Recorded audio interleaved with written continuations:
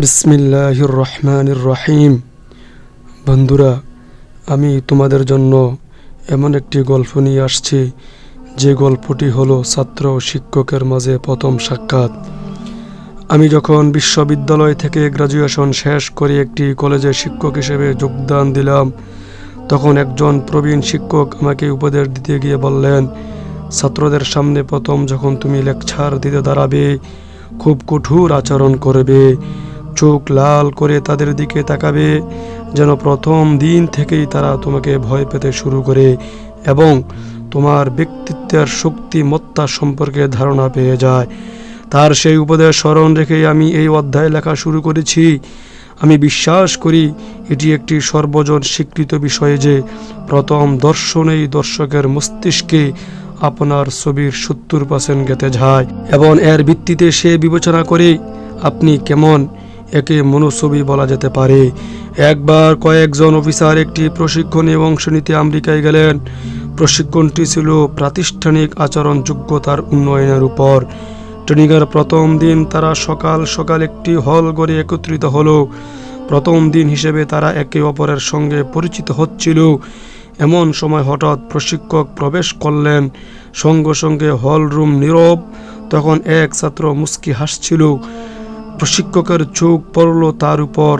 সঙ্গে সঙ্গে তিনি উচ্চ সুরে বললেন, এই তুমি হাসছো কেন? মাফ করবেন, আমি হাসিনি। না, তুমি হাসছিলে। প্রশিক্ষক তাকে শাসন করা শুরু করলেন, তুমি আত্মসচেতন নও। তোমার উচিত আজকের প্রথম ফ্লাইটে ধরেই বাড়ি ফিরে যাওয়া। আমি তোমার মতো ছেলেকে পড়াতে পারবো না। শিক্ষকের সব কথা ছাত্রটির চেহারার রং একেবারে পাল্টে গেল। সে একবার শিক্ষক, একবার সহপাঠীর দিকে তাকাচ্ছিল আর চেহারা স্বাভাবিক রাখার চেষ্টা করেও ব্যর্থ হচ্ছিল। এরপর শিক্ষক তার দিকে ব্রু কুঁচকে তাকিয়ে দরজার দিকে ইশারা করে বললেন, বের হয়ে যাও। ছাত্রটি হতভম্ব হয়ে গেল, রুম থেকে বের হয়ে গেল। শিক্ষক এবার বাকি ছাত্রদের দিকে তাকিয়ে বললেন, আমি ডাক্তার, আমি তোমাদেরকে এই বিষয়ের উপর পাঠদান করব, কিন্তু তার আগে তোমাদের একটি ফর্ম পূরণ করতে হবে। এতে তোমরা নিজেদের নাম লিখবে না। তিনি ফর্ম বিতরণ করলেন। ফর্মে 5টি প্রশ্ন ছিল। 1.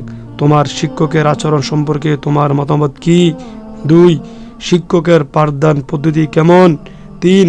তিনি কি অন্যের মত গ্রহণ করেন? 4. তুমি কি তার কাছে আবারও শিক্ষক গ্রহণ করতে চাও? 5. তুমি কি ইনস্টিটিউটের বাইরে তার সঙ্গে দেখা করতে আনন্দ বোধ করবে?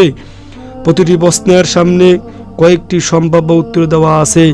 খুব ভালো, ভালো, কোনো মতে চলে, দুর্বল। ছাত্ররা ফর্ম পূরণ করে শিক্ষকের কাছে জমা দিল।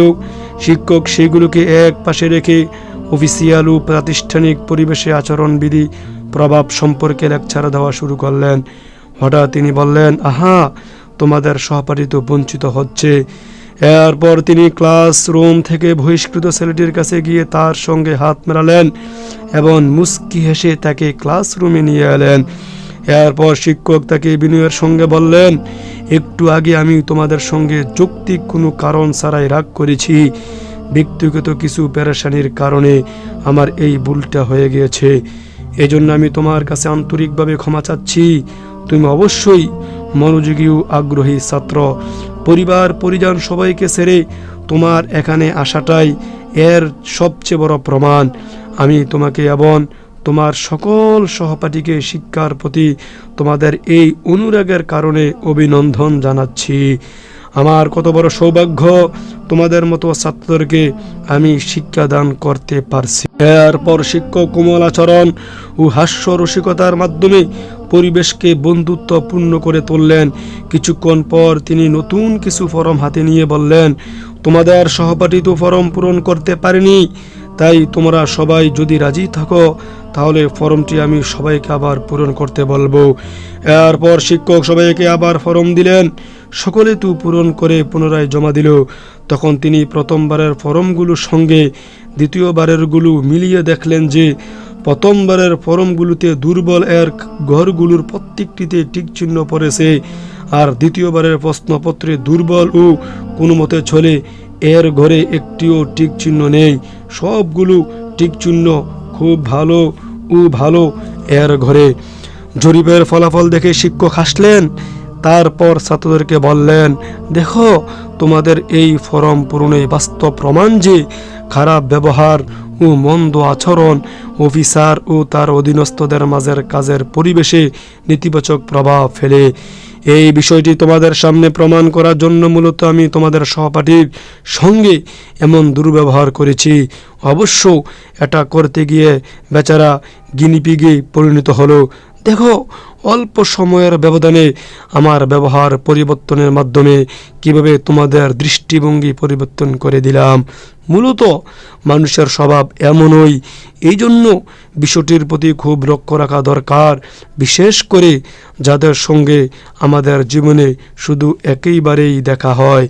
এই জন্যই বলা হয়, প্রথম সাক্ষাতেই কোমল হন।